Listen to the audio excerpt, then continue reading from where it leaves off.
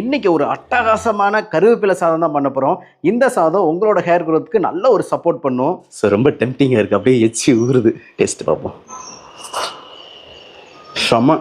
So இந்த சாதம் ready பண்ணுறதுக்கு ஒரு பவுலில் 2 கைப்பிடி அளவு கருவேப்பிலையும் ஒரு கொத்து புதினா இலையும் சேர்த்து தண்ணி ஊற்றி நல்லா வாஷ் பண்ணி எடுத்துக்கிறேன். இப்போ ஒரு மிக்சி சார் எடுத்துக்கோங்க. இதில் நம்ம அலசி வச்ச கருவேப்பிலையும் புதினா இலையும் சேர்த்துக்கலாம். இப்போ இது கூட நான் 4 பச்சை மிளகாயும் 5 பல் பூண்டும் சேர்த்துக்கிறேன். இது கூடவே சின்ன சைஸ் தக்காளி 3 சேர்த்துக்கலாம். இது கூட ஒரு பிஞ்ச் அளவு புளி சேர்த்துக்கோங்க. இப்போ 1 டீஸ்பூன் ஜீரகம் சேர்த்துக்கலாம். இது கூடவே 1 டம்ளர் தண்ணி சேர்த்து 1 ஸ்பூன் கல்லுப்பு சேர்த்து நல்லா ஃபைன் பேஸ்ட்டாக அரைச்சி எடுத்து வந்துருங்க. இப்போ ஒரு பாத்திரம் எடுத்துக்கோங்க. அடுப்பில் வச்சுட்டு 100 ml நான் ஆயில் சேர்த்துக்கிறேன். ஆயில் சூடான உடனே நம்ம அரைச்சி வச்ச பேஸ்ட் இதில் சேர்த்து நல்லா மிக்ஸ் பண்ணி விட்டுறலாம்.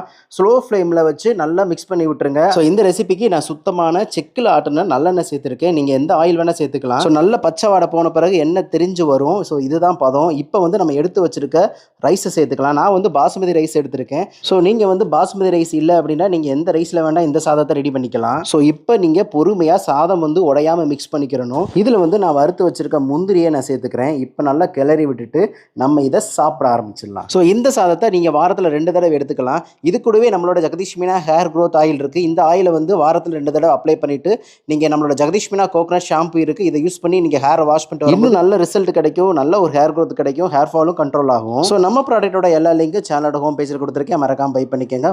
Bye friends.